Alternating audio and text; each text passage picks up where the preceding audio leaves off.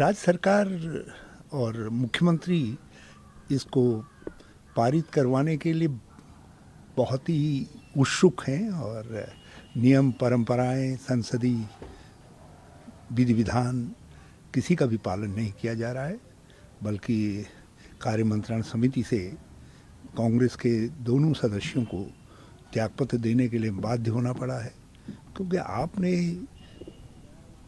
सत्र का एक्सटेंशन किया है।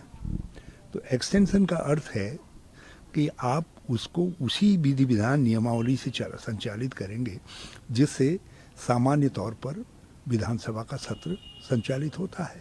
प्रश्नकाल होगा, लोक महत्व के प्रश्न उठेंगे और फिर विधेयक इत्यादि जो आने हैं वो आएंगे। मगर यहाँ कहा जा रहा नहीं, कुछ नहीं करना है, केवल ये ड्राफ्ट पेश होगा, इसका पालन करना है। और ड्राफ्ट किसी को उपलब्ध नहीं है, न मीडिया में है, और जो ड्राफ्ट उपलब्ध नहीं है आप तत्काल उस पर चर्चा करना चाहते हैं। 700-800-900 पृष्ठों का ड्राफ्ट बताया जा रहा है। तो इसलिए मैं अपनी स्टेट लीडरशिप को बहुत बधाई देना चाहता हूं कि उन्होंने बड़ा बोल्ड डिसीजन लिया। उन्होंने कहा ऐसी बात है तो तुमने कार्य मंत्रणा समिति को जो है बिल्कुल इरेलीवेंट कर दिया है, नियमों को इरेलीवेंट कर दिया है, तो हम उससे त्यागपत्र दे रहे हैं। मेरी शिकायत, क्योंकि धामी जी की उत्सुकता समझ में आती है, क्योंकि उन्होंने बहुत चतुराई से अपना भाजपा के अंदर स्थान बनाने के लिए इस यूसीसी का उपयोग किया है। मगर केंद्र से मेरी शिकायत ये है कि उन्होंने उत्तराखंड जैसे छोटे राज्य को, सीमांत राज्य को, जो संवेदनशील राज्य है कई दृष्टिकोणों से, आपने उसको टोकनिज्म के लिए इस्तेमाल किया।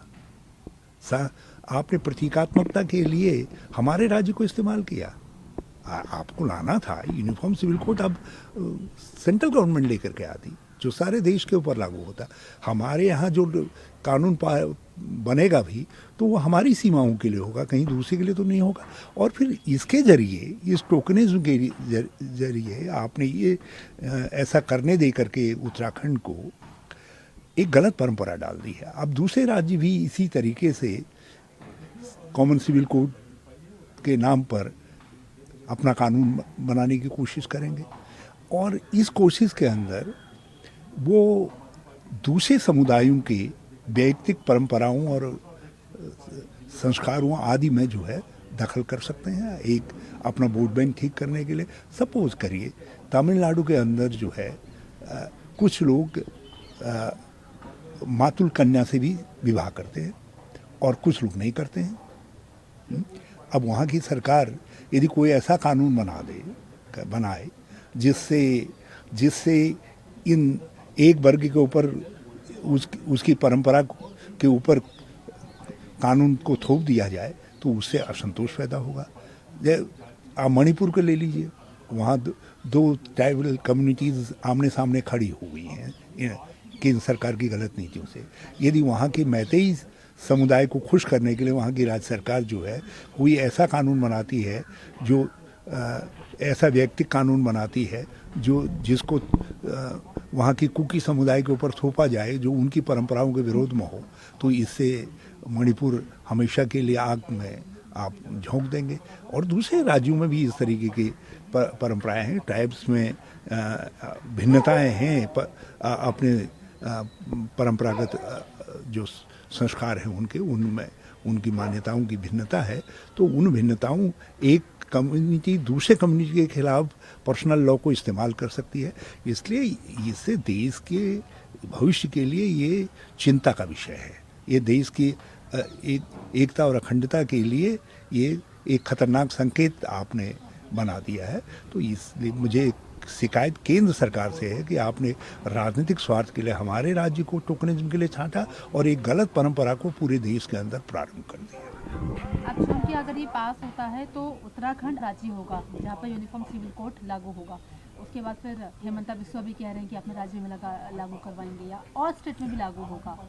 अब भिन्नताओं को कम करने के लिए ही मैं कह रहा हूँ, यदि ये इतना ही अनूठा है, कार्य है और इतना ही हितकारी है, देश हित में है, तो आप दिल्ली में क्यों नहीं ला रहे? केंद्र सरकार क्यों नहीं ला रही? पहले काल आए, सीएए लाए, आपने पारित भी करवा दिया दोनों सदनों से, लेकिन लागू क्यों नहीं कर पाए आप? क्यों नहीं कर पाए बताइए? कोई तो कारण रहा होगा, क्योंकि उससे भी कई समुदायों के हितों पर चोट पहुंच रही थी, इसलिए आपको लगा कि ये देश के लिए खराब हो मुश्किल हो सकती है, तो आपने लागू नहीं किया उसको। अब जो है, अब उसको आप ये यूनिफॉर्म सिविल कोड, ये कहाँ से यूनिफॉर्म सिविल कोड रह गया जब एक राज्य का रह गया? यूनिफॉर्मिटी तो तब रहेगी ना जब आप संविधान की भावना, जो directive principle of state policy है, उसके अनुसार सारे देश के लिए एक लाएंगे। एक आखिरी सवाल, आपको लगता है कि आज जो बिल, जो यूनिफॉर्म सिविल कोड पेश होगा, ये पास भी हो जाएगा? जब आप कोई नियम, कानून, परंपरा का पालन ही नहीं कर रहे हैं, तो आप तो कुछ भी करने के लिए स्वतंत्र हैं। लेकिन मैं राज्य सरकार के विवेक से अपील करना चाहता हूं कि इसके अध्ययन का पूरा मौका, अवसर दिया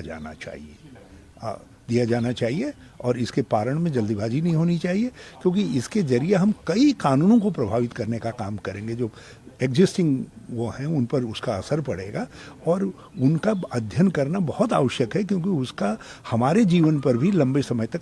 हमसे जुड़े रहने के लिए हमारे YouTube चैनल को सब्सक्राइब करें और नई वीडियो की नोटिफिकेशन के लिए बेल आइकॉन को दबाएं। अगर आप ये वीडियो Facebook पर देख रहे हैं तो लाइक जरूर करें और ज्यादा से ज्यादा शेयर करें। धन्यवाद।